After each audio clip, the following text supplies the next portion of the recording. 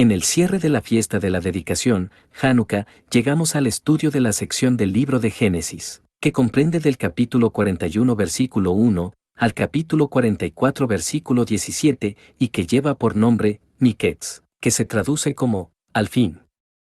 La historia registrada en esta porción nos habla de la vida de José en Egipto, con episodios muy especiales como los sueños de Faraón y la interpretación de José, la ascensión de José como gobernador de Egipto, los hijos de José y el significado de sus nombres, la hambruna en las naciones. Jacob nuevamente entra en escena, la prueba de Benjamín. La gran importancia que tiene esta porción es que, a partir de la historia que aquí se narra, se desatan todos los acontecimientos que llevarán al cumplimiento del pacto y la redención. Egipto es, en ese momento, la potencia mundial, y lo que sucede en Egipto tiene repercusión en todas las naciones. Génesis 41, 1 al 7, aconteció que pasados 2 años tuvo Faraón un sueño. Le parecía que estaba junto al río, y que del río subían 7 vacas, hermosas a la vista, y muy gordas, y pacían en el prado. Y que tras ellas subían del río otras 7 vacas de feo aspecto y enjutas de carne. Y se pararon cerca de las vacas hermosas a la orilla del río, y que las vacas de feo aspecto y enjutas de carne devoraban a las 7 vacas hermosas y muy gordas. Y despertó Faraón. Se durmió de nuevo, y soñó la segunda vez, que 7 espigas llenas y hermosas crecían de una sola caña, y que después de ellas salían otras 7 espigas menudas y abatidas del viento solano, y las 7 espigas menudas devoraban a las 7 espigas gruesas y llenas. Y despertó Faraón, y he aquí que era sueño.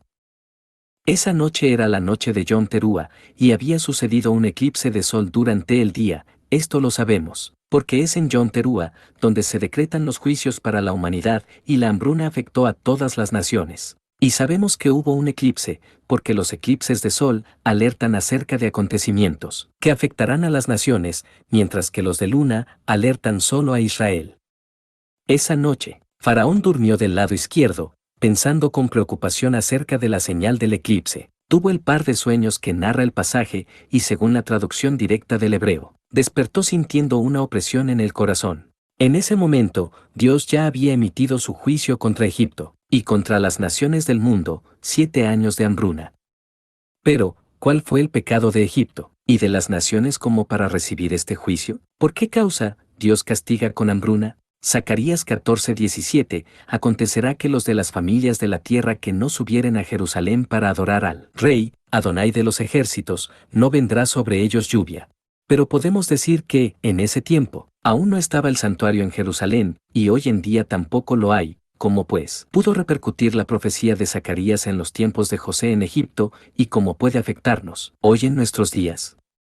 Veamos, Primera de Reyes 17:1, entonces Elías Tisbita, que era de los moradores de Galaad, dijo a Acab, vive el Señor Dios de Israel, en cuya presencia estoy, que no habrá lluvia ni rocío en estos años, sino por mi palabra. Primera de Reyes 18:1-2. Pasados muchos días, vino palabra de Dios a Elías en el 3er año, diciendo, ve, muéstrate a Acab, y yo haré llover sobre la faz de la tierra. Fue, pues, Elías a mostrarse a Acab. Y el hambre era grave en Samaria. ¿Qué relación hay entre la hambruna en Samaria y la hambruna en Egipto? La desconexión con Dios. En Egipto, en los tiempos de José, se tenían muchas deidades, pero en especial, se adoraba a Amón, que tenía que ver con el sol, y también cada nación le rendía culto al sol. Lo mismo pasó en Samaria en el tiempo de Elías, donde reinaba el rey Acab, esposo de Jezabel, la malvada que hacía pecar al pueblo para que adoraran a Baal. Lo mismo sucede hoy en día en todas las naciones, la gente no se guía bajo los preceptos bíblicos, la gente se deja guiar por lo que todos los demás hacen, las modas del mundo y las tendencias de la sociedad, y piensan que hacer lo que todo mundo hace, eso es lo correcto, y se olvidan de lo que Dios dice que es correcto. Entonces, el castigo a las naciones es por desconectarse de Dios. Y aquí es donde surge la pregunta, ¿cómo se conecta uno con Dios? Hechos 15:21. Porque Moisés desde tiempos antiguos tiene en cada ciudad quien lo predique en las sinagogas, donde es leído cada día de reposo. Mateo 23:2-3. En la cátedra de Moisés se sientan los escribas y los fariseos. Así que, todo lo que os digan que guardéis, guardadlo y hacedlo. Entonces, el primer paso para conectarse con Dios es guardar Shabbat, y hacer lo que los maestros de la Biblia nos dicen que hay que guardar, según la Torá. Pero hay algo más, pues al inicio, hablábamos del eclipse que le causó las pesadillas a Faraón, y de lo que alertan los eclipses de sol y de luna. Génesis 1:14 al 18. Dijo luego Dios: haya lumbreras en la expansión de los cielos para separar el día de la noche, y sirvan de señales, para las estaciones, para días y años, y sean por lumbreras en la expansión de los cielos para alumbrar sobre la tierra. Y fue así. E hizo Dios las dos grandes lumbreras, la lumbrera mayor para que señorease en el día, y la lumbrera menor para que señorease en la noche. Hizo también las estrellas, y las puso Dios en la expansión de los cielos para alumbrar sobre la tierra, y para señorear en el día y en la noche, y para separar la luz de las tinieblas. Y vio Dios que era bueno. Donde dice que las grandes lumbreras, que son el sol y la luna, sirvan de señales para las estaciones, el término original hebreo para estaciones es moed. Es la palabra H4150 del diccionario Strong, y literalmente se refiere a un tiempo fijado para reunirse, concretamente un festejo. Entonces, cuando Dios crea el sol y la luna, las pone por señal, para las fiestas bíblicas que se detallan en Levítico 23, por lo tanto, las santas convocaciones reflejan la luz de Dios, y al no celebrar las fiestas, entonces, no se adora a Dios. Y es cuando la gente se desconecta de Dios, y por eso se eclipsa el sol, y la luna se eclipsa, cuando los que sí celebran las fiestas, lo hacen mal, fuera de tiempo, o de manera irreverente. Así que, la única manera para estar conectados con Dios es guardar Shabbat y las festividades bíblicas en tiempo y forma. Incluso, el Shabbat está registrado en la Biblia como una fiesta de Dios en Levítico 23, porque es en Shabbat, y en las festividades, donde se manifiesta completamente la luz de Dios, y cuando no se guardan, pues no se puede estar conectado con Dios. Pero esta parashá también nos habla de otra conexión, la que existe entre el Mesías y las ovejas perdidas de la casa de Israel, y el hilo conductor de esa conexión es José. Lo que le sucede a José es un reflejo de lo que le sucede al Mesías, y es también lo mismo que le pasa al pueblo de Dios que está entre las naciones de la tierra. Hagamos una remembranza de la parashá anterior para entrar en contexto. En el estudio anterior, veíamos a José, joven, Naar, adolescente de 17 años, inmaduro, y vemos a su padre, preparándole teóricamente para ser el líder de la familia a esa edad, pero no le enseña la parte práctica, por lo cual, José se sacude la teoría y empieza a hacer las cosas a su modo, a su pobre criterio, y maltrata a sus hermanos. Entonces Dios, por amor a Jacob, no deja pasar las cosas, y toma en sus manos la vida de José, para corregirlo y educarlo con vara. Ya con este antecedente, entramos a la profundidad de esta porción. Génesis 41:1, aconteció que pasados 2 años. En hebreo, la porción comienza diciendo, Vayí Miketz. La palabra Vayí, que se traduce como acontecer, se desprende del término hebreo, Haya, palabra H 1961, que una de sus acepciones es caer o carecer. Cada que en la Biblia aparece el término Vayí, apunta a un acontecimiento triste o doloroso. Y aquí vemos lo doloroso de la corrección a José. Jacob no le enseñó como hijo a gobernar una casa. Potifar le enseñó, como esclavo, a gobernar una casa. José calumnió a sus 10 hermanos durante 1 año. La esposa de Potifar calumnió una vez a José, y fue 10 años a la cárcel. En lugar de pedirle a Dios, José le pide al copero 2 veces que lo ayude ante Faraón. José pasó 2 años de más en prisión. La confianza de lo que logramos en nuestra vida nos hace actuar bajo nuestro propio criterio, y dejamos a Dios a un lado, y es ahí, cuando Dios tiene que venir con vara en mano, y someternos a una corrección. Todo lo que José necesitaba entender, es lo mismo que nosotros necesitamos entender. Todo lo que José necesitaba madurar, es todo lo que nosotros necesitamos madurar. La palabra Vayí tiene un simán, que es una señal en una de sus letras. Concretamente, tiene un punto arriba de la letra Hei. Esto es importante, porque en algunos nombres de personajes bíblicos, Dios los cambia, agregándoles una letra Hei, como por ejemplo, Abraham lo cambia por Abraham, Josué, que era Oschía, lo cambia por Yehoshua. Y en el caso de José, no fue la excepción en los Salmos, aparece con el nombre cambiado, Salmo 81, 3 y 5. Tocad la trompeta en la nueva luna, en el día señalado, en el día de nuestra fiesta solemne. Porque estatuto es de Israel, ordenanza del Dios de Jacob, lo constituyó como testimonio en José, Cuando salió por la tierra de Egipto, oí lenguaje que no entendía. Aquí en este salmo, en el original hebreo, el nombre de José, que debería ser Joseph, aparece como Jehoseph. Ahora, esta parashá nos revela un secreto de las altas esferas del poder mundial, Daniel 2:20-21. Y Daniel habló y dijo, sea bendito el nombre de Dios de siglos en siglos, porque suyos son el poder y la sabiduría. Él muda los tiempos y las edades, quita reyes, y pone reyes, da la sabiduría a los sabios, y la ciencia a los entendidos. El faraón de Egipto, así como todos los gobernantes de la tierra, son puestos por Dios. Por eso se dice que cada pueblo tiene el gobierno que se merece, y Dios le habla a cada gobernante una vez al año, justo en la víspera de Yom Teruah, y lo que el gobernante sueña esa noche es lo que va a acontecer a su nación.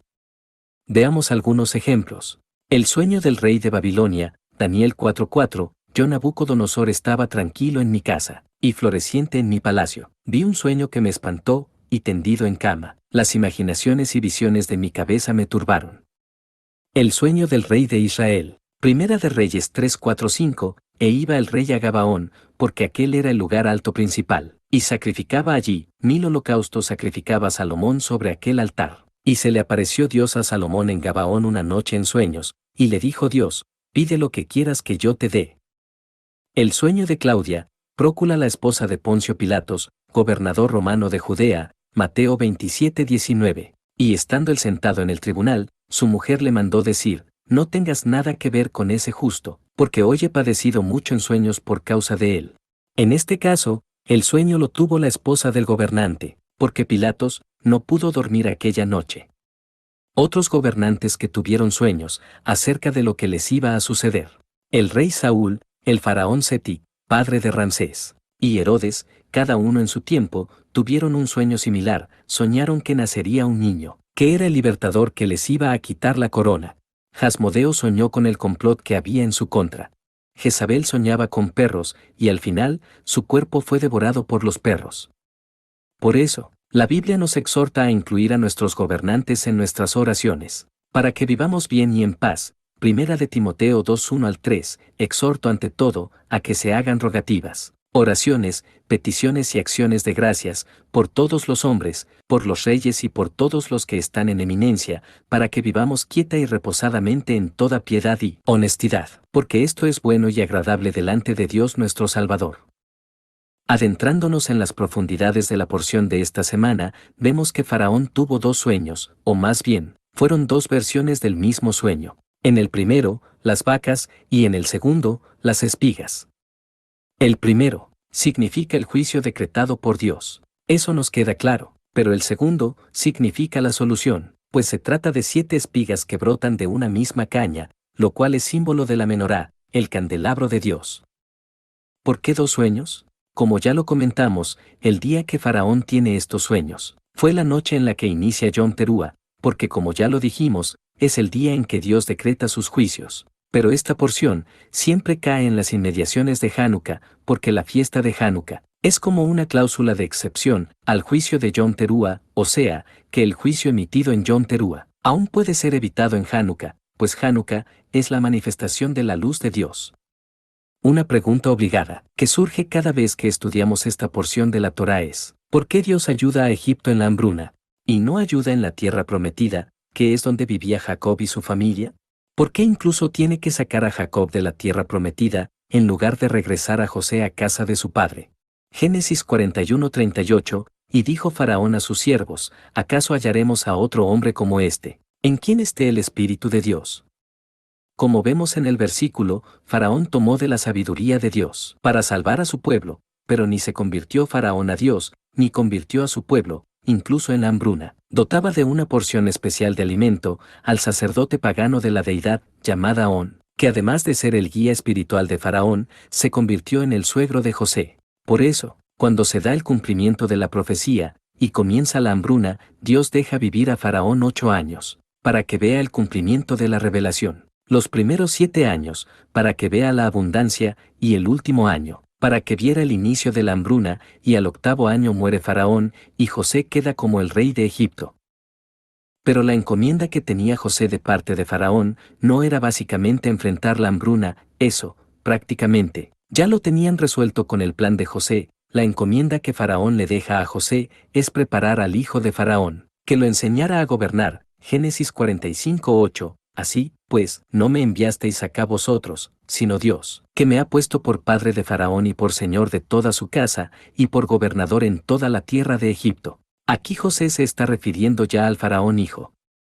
Y aquí es donde la historia se corrige. Como ya sabemos, Jacob no le enseñó a José a cómo gobernar, y ahora con su experiencia, José le enseña al hijo de Faraón cómo gobernar. Con esto, José hace la corrección, el ticún, por su padre Jacob, y se queda como rey de Egipto hasta su muerte.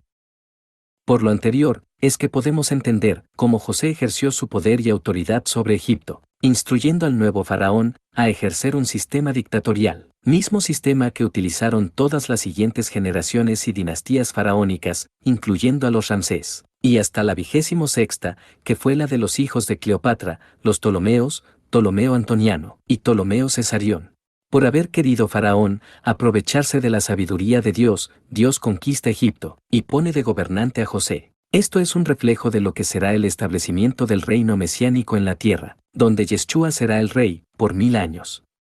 ¿Cómo sabemos que así como pasó con José, así mismo va a pasar con Yeshua? Faraón mismo lo revela, al referirse a José como un hombre en el que está el Espíritu de Dios. Génesis 41:38. Y dijo Faraón a sus siervos, ¿acaso hallaremos a otro hombre como este, en quien esté el Espíritu de Dios?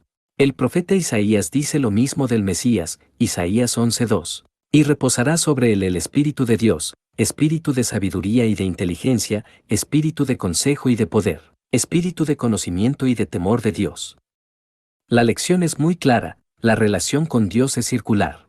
Si actuamos conforme a sus mandamientos, Dios nos bendice de manera abundante. Pero si actuamos en contra de los mandamientos de Dios, el castigo contra nosotros es muy fuerte.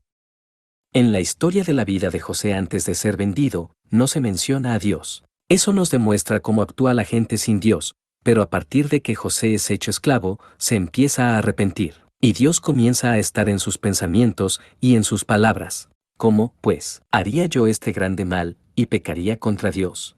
¿No son de Dios las interpretaciones? Respondió José a Faraón, diciendo, no está en mí, Dios será el que dé respuesta propicia a Faraón. Y al tercer día les dijo José, haced esto, y vivid, yo temo a Dios. En los momentos más importantes, José se disminuye a sí mismo, y le da a Dios el lugar que le corresponde, y es cuando Dios lo exalta. La vida de José es una cátedra de cómo ve Dios su relación contigo. Así lo demuestra su palabra. Y en su palabra está su presencia.